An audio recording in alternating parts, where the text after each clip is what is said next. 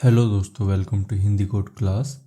इस लेक्चर में हम अपने यूजर माइक्रो सर्विस का सबसे इम्पोर्टेंट पार्ट इम्प्लीमेंट करने जा रहे हैं, जो कि है user registration and user login. अभी तक हमने सिर्फ बेसिक मॉडल बनाया था, जिसमें हमने entity, DTO and repository complete की थी, बट सर्विस इम्प्लीमेंट नहीं की थी।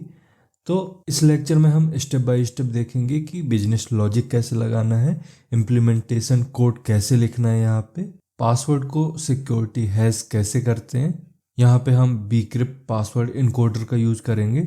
इसके अलावा लॉगिन के टाइम पे पासवर्ड मैच कैसे होता है, एंड इसमें हम ये भी देखेंगे कि JWT इंटीग्रेशन के लिए किस तरह से सेटअप तैयार किया जाता है। तो चलिए शुरू करते हैं। सबसे पहले हम एक सिंपल सर्विस बना लेते हैं, मतलब जो सर्विस इम्प्लीमेंटेशन है उसको बिल्कुल सिंपल रखते हैं, उसमें JWT एंड सिक्योरिटी का यूज नहीं करेंगे, जिससे कि आपको समझ में आए कि किस तरीके से एक सिंपल इम्प्लीमेंटेशन कोड लिखा जाता है। तो सबसे पहले जो हमने इंटरफेस में मेथड बनाए थे उनको यहाँ पे ओवरराइड कर लेते हैं, जिसके लिए हमें उस इंटरफेस को इम्प्लीमेंट करना पड़ेगा। तो यहाँ पे लिखेंगे इम्प्लीमेंट्स यूजर सर्विस। अब जो भी यूजर सर्विस के मेथड हैं उनको यहाँ पे ओवरराइड कर लेते हैं। अब सबसे पहले यहाँ पे रजिस्ट्रेशन के लिए बिजनेस लॉजिक लिखते हैं, इसको हटाइए।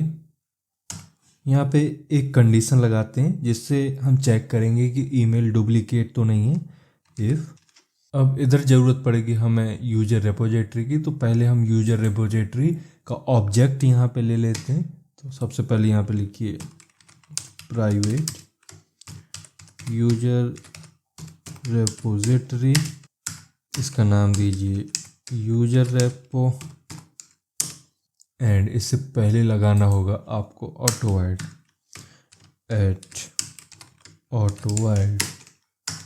अब यहाँ पे लिखिए user repo dot exist by email ID, and इसमें पास कर देंगे DTO डॉट गेट ईमेल।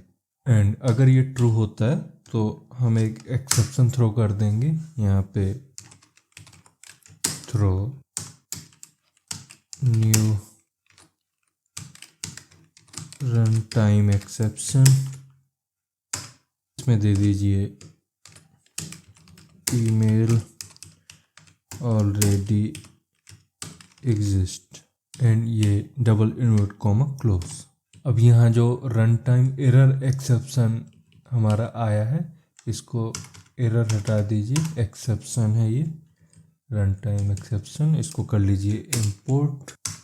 अब यहाँ पे ईमेल चेक हो जाएगा, एंड अगर डुप्लीकेट नहीं है तो हम नया यूजर क्रिएट कर लेंगे। यहाँ पे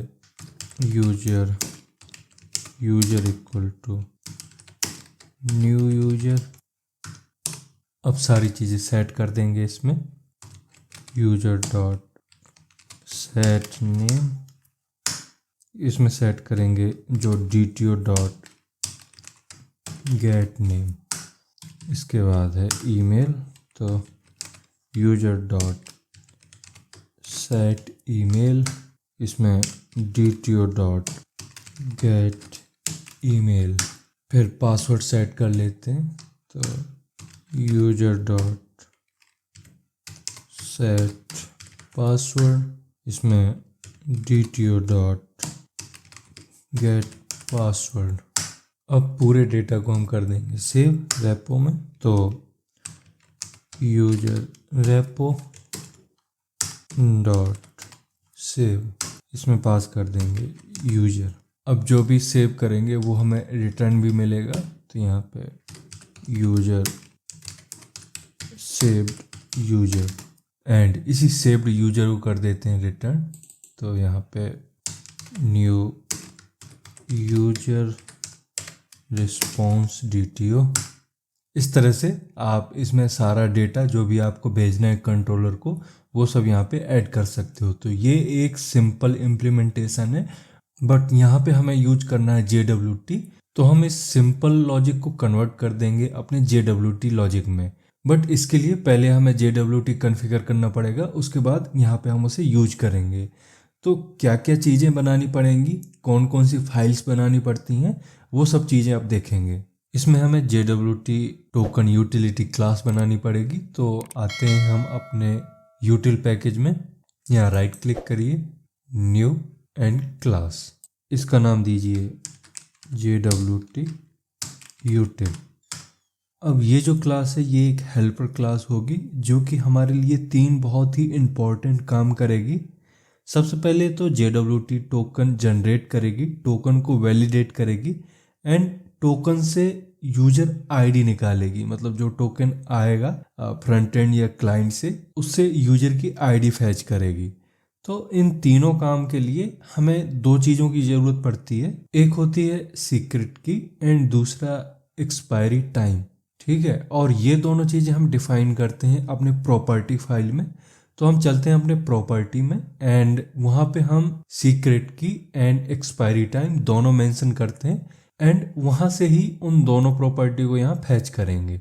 तो मेन स्लैश रिसोर्स में क्लिक करिए, यहाँ पे आपको एप्लीकेशन डॉट प्रॉपर्टी मिलेगी एंड यहाँ पे आते हैं एंड यहाँ लिखिए app dot JWT dot secret and यहाँ पे आपको कोई भी एक रैंडम की डाल देनी है। बट आपको ध्यान देना है कि की बहुत ही छोटी नहीं होनी चाहिए, की मिनिमम 256 बिट की होनी चाहिए, मतलब 32 कैरेक्टर से कम नहीं होनी चाहिए। तो मैंने पहले से ही एक की लिख रखी थी, आप कोई भी रैंडम यहाँ पे स्ट्रिंग दे सकते हो। मैंने इस तरह की एक रैंडम स्ट्रिंग दे दी है जो है माई सुपर सीक्रेट की फॉर JWT टोकन 1 2 3 4 5 6। इसके बाद दीजिए एक्सपायरी टाइम, तो app dot JWT dot expiration -ms। अब इसमें आपको एक वैल्यू दे देनी है जो कि मिली सेकेंड में होगी। तो मैं यहाँ पे दे रहा हूँ 864 एंड 5 टाइम 0। ये मिली सेकेंड एक दिन को रिप्रेजेंट करेगा, मतलब जो आपका एक्सपायरी टाइम होगा वो पूरा एक दिन का मिलेगा। इसको करिए सेव।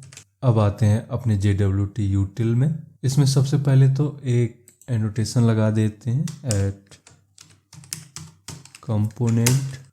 इससे स्प्रिंग को पता चलेगा कि ये क्लास एक बीन है और ये ऑटोमेटिकली इंजेक्ट होगी।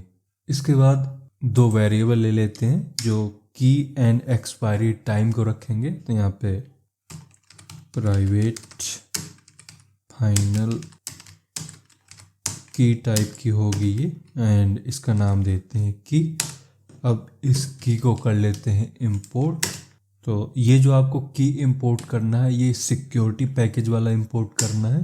अब इसी तरह से आपको एक्सपायरी टाइम के लिए एक वेरिएबल लेना है, private final long JWT expiration ms।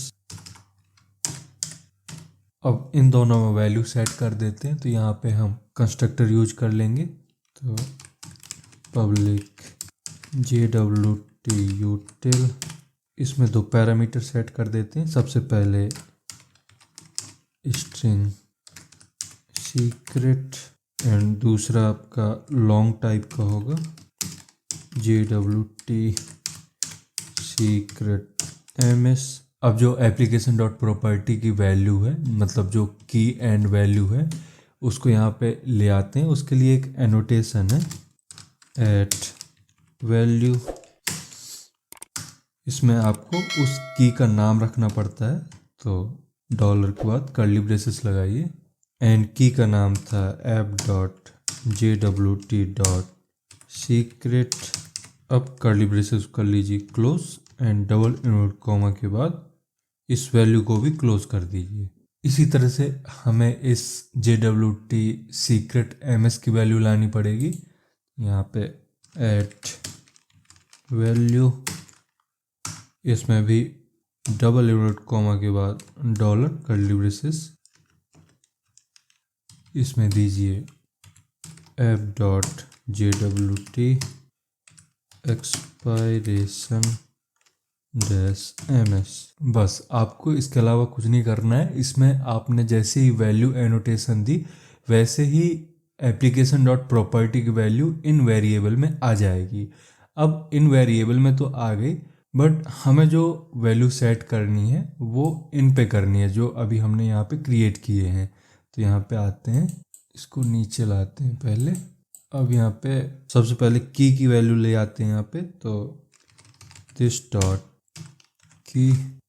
अब इसमें हम डायरेक्ट वैल्यू सेट नहीं कर सकते क्योंकि ये जो हमारी की है वो की टाइप की है, तो हमें इसको की टाइप में कन्वर्ट करना पड़ेगा। तो जो अभी हम JWT वर्जन यूज कर रहे हैं वो 0.12.5 है, एंड इसमें जो एल्गोरिदम सपोर्टेड होता है वो HMAC होता है। मतलब सपोर्टेड तो बहुत सारे होते हैं बट ये बेस्ट होता है। तो यहाँ पे लिखिए कीज डॉट कीज को पहले इंपोर्ट कर लेते हैं डॉट HMAC सॉकी फॉर, इसमें पास कर दीजिए सीक्रेट डॉट गेट बाइट।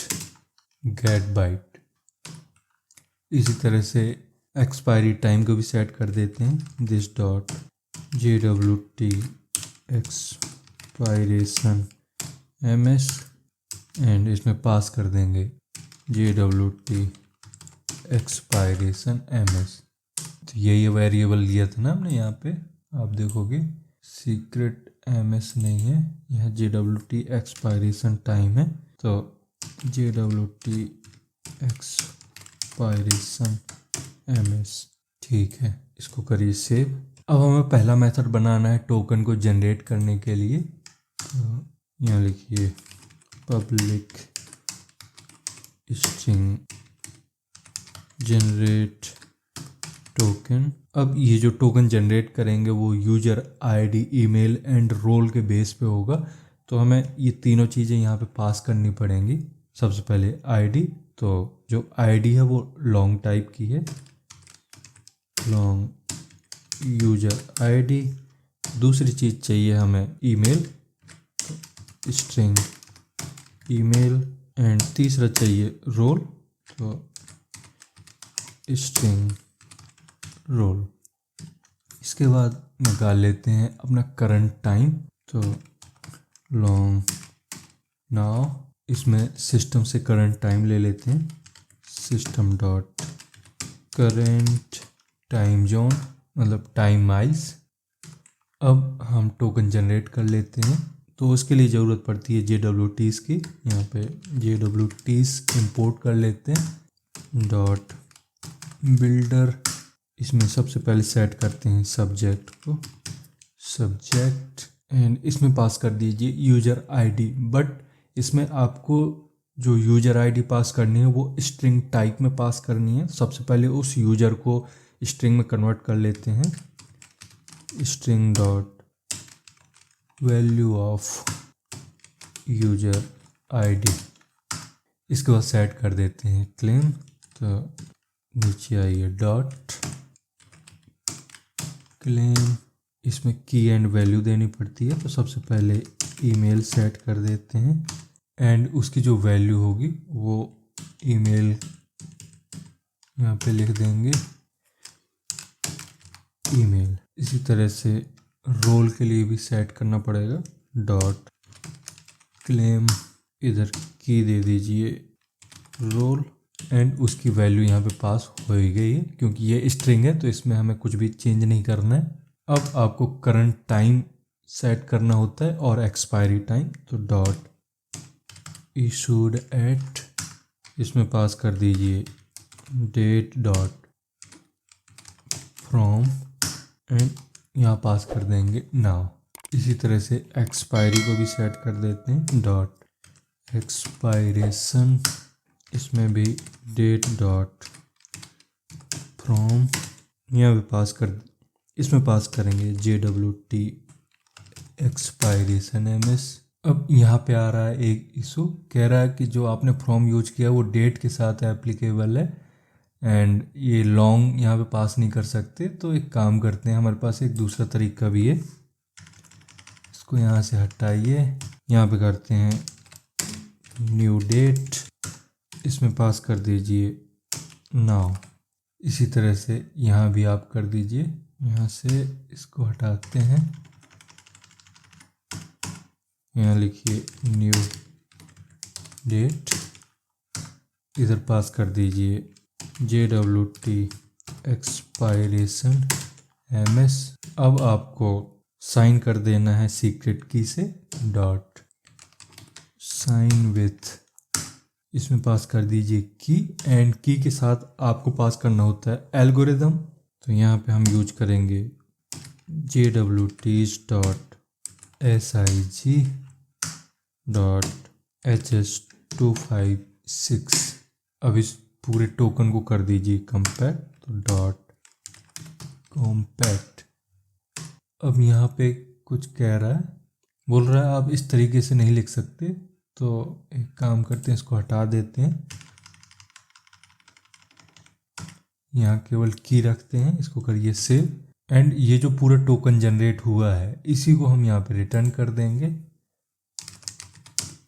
अब ऐसा क्यों हो रहा है, यहाँ पे की के साथ एल्गोरिदम क्यों नहीं सेट हो रही है, एंड बहुत सारी चीज़ें यहाँ पे डिफरेंट क्यों हैं, क्योंकि जो आप JWT वर्जन यूज कर रहे हो वो 0.12.5 है, एंड अगर आप यहाँ पे वर्जन 11 पॉइंट कुछ करते, मतलब 0.11 पॉइंट, तो 11 पॉइंट तक यहाँ पे जो भी कोड था वो अलग था, उसके लिए जो मेथड थे वो अलग यूज होते थे। बट 12 से पूरे मेथड चेंज हो गए हैं, न्यू मेथड आ चुके हैं यहाँ पे, तो आपको इन्हीं को यूज करना है।